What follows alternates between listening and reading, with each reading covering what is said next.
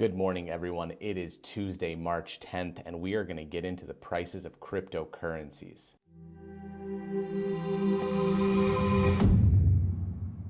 Now, yesterday was a huge day. We discussed what happened over the weekend, how we had anywhere from a 15 to 20% drop in the entire cryptocurrency market. I had a speculation that it was due to the coronavirus, but what I learned after reading a couple of articles is that it was probably due to a Bitcoin scam of over 8,000 Bitcoins. I've linked the article below, so if you want to read into that, you can get some more information, but I don't think it was because of the coronavirus. So let's jump right into these prices. We have Bitcoin actually up from yesterday at $7,941.24.